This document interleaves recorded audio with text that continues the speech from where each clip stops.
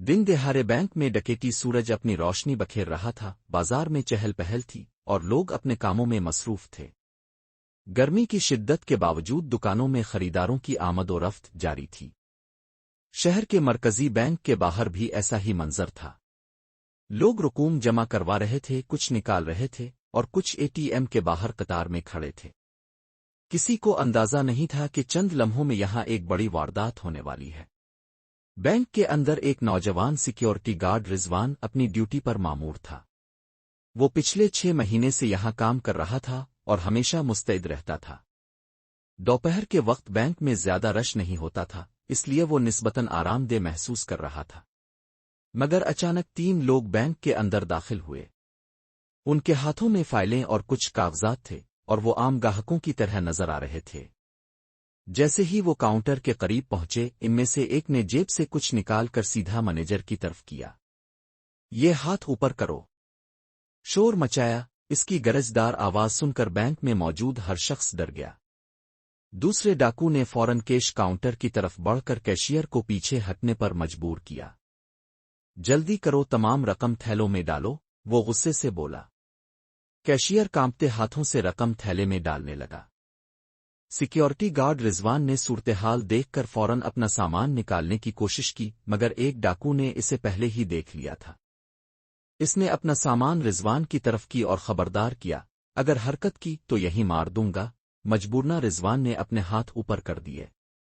पूरे 5 मिनट में डाकू लाखों रुपए बोरी में भर चुके थे। मगर जैसे ही वो बाहर निकलने लगे, अचानक एक कस्टमर ने हिम्मत दिखाते हुए एक डाकू की टांग पकड़ ली। ये देखकर दूसरा डाकू ने भागने लगा।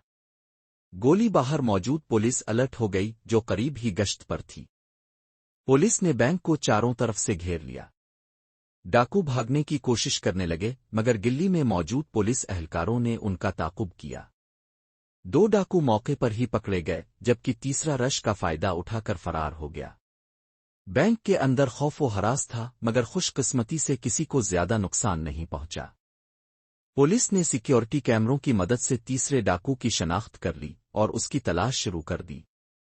ये दिन दिहाड़े चोरी की वारदात थी, मगर पुलिस की बरवक्त कार्रवाई ने मुजरिमों को कैफर किरदार तक पहुंचा दिया। लोग सिक्योरिटी गार्ड रिजवान की बहादुरी की भी तारीफ कर रहे थे, जिसने हिम्मत न हारते हुए बैंक की हिफाजत की। मगर सवाल ये था, जो तीसरा डाकू भाग गया, क्या वो दोबारा किसी और जगह वारदात करेगा? पुलिस इसे भी जल्द पकड़ लेगी? ये वक्त ही बता सकता था। शहर अब भी दिन दिहाड़े होने वाली चोरी की खबर से लरज रहा था। हर न्यूज चैनल पर यही वाकया दिखाया जा रहा था। बैंक के सीसीटीवी की वीडियोज बार बार नशर हो रही थी, जिनमें 3 डाकू नजर आ रहे थे। 2 को पुलिस गिरफ्तार कर चुकी थी, मगर तीसरा बिलाल फरार होने में कामयाब हो गया था। पुलिस हर जगह इसकी तलाश में थी और उसकी तस्वीर पूरे शहर में फैला दी गई थी। बिलाल हुजूम में गुम हो गया था। वो जल्दी से एक सुनसान गिल्ली में दाखिल हुआ, अपना मास्क उतारा और कमीज से चेहरा पोंछा।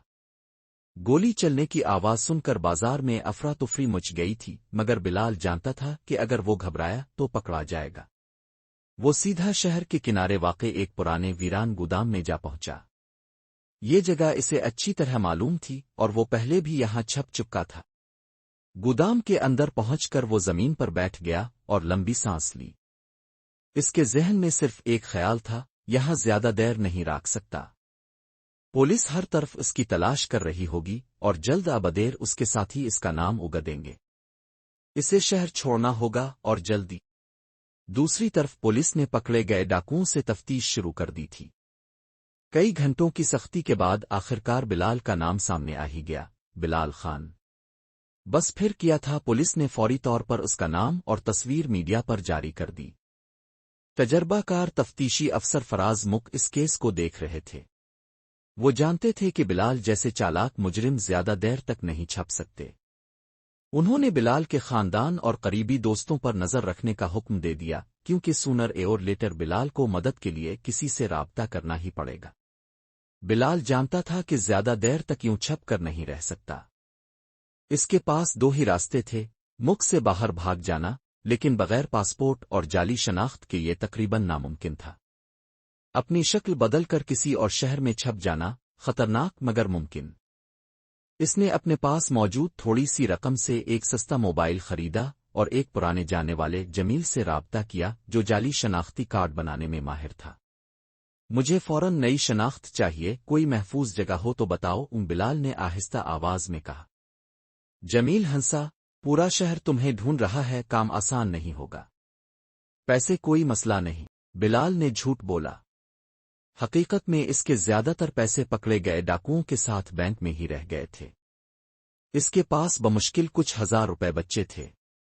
کچھ لمحے سوچنے کے بعد جمیل بولا، آج رات 12 بجے پرانی تعمیراتی عمارت میں آ جاؤ۔ بلال کو یہ جگہ معلوم تھی، وہ وہاں پہنچنے کا فیصلہ کر چکا تھا، لیکن اسے کیا معلوم تھا کہ جمیل پہلے ہی پولیس کے ساتھ ساز باز کر چکا ہے۔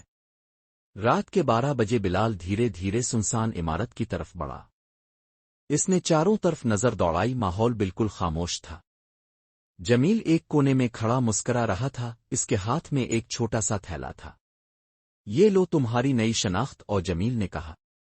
بلال نے جیسے ہی تھیلا پکڑنے کے لیے ہاتھ بڑھایا، اچانک چاروں طرف سے تیز روشنی پڑی اور پولیس کی گاڑیوں کے سائرن بجنے لگے۔